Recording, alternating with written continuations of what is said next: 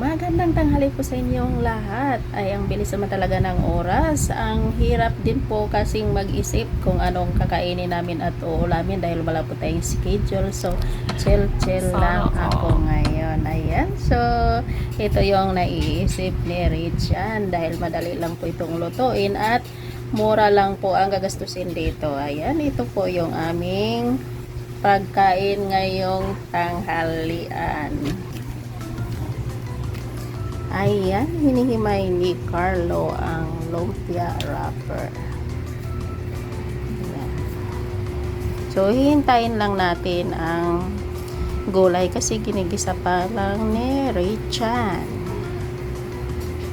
Ayan, so dahil nga 150 pesos lang po ang binigay kong budget kay Richan para makapagawa ng lumpiang toge. So, nag-isip siya, ang isa sahog niya ay tukwa lang po ang naisip niyang isahog at may nakita po kaming sobrang tira naming daing sa ref.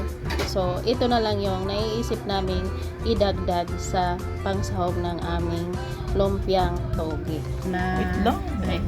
Ito na nga yung lumpiang toge na naisip ni Richan. So, ayan, kinakamay ko na pero malinis po ang aking kamay. Nagugas po ako niya na.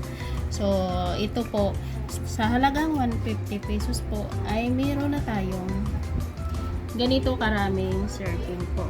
So, version to na naisip ni Richan, ito yung ang ating sahog ay tukwa lang at saka daing na bangus para makatipid po tayo sa halagang 150 pesos at meron na po tayong ganito karaming gagawin na lumpiang toge at ganyan po kalalaki yung aking ginawa dahil kami lang naman po ang kakain, so ganyan po kalalaki. Ayan, so hindi lang po nakakamura tayo, healthy pa po ang ating lumpiang toge po.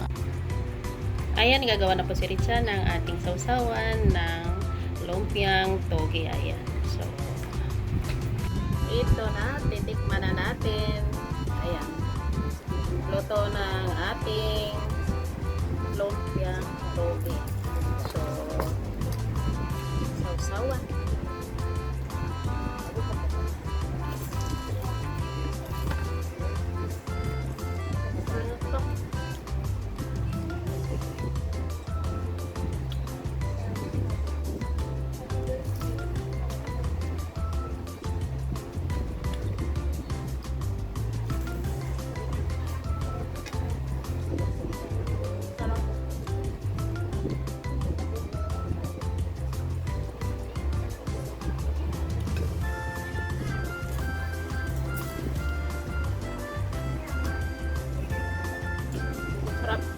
Kain po tayo. So, ito po yung lumpiang toge version ni Richan. Ayan. So, hindi po natin kailangang gumastos ng malaki para makakain ng masarap at masustansya. So, kailangan lang po natin mag-isip kung paano po tayo makatipid. Ayan.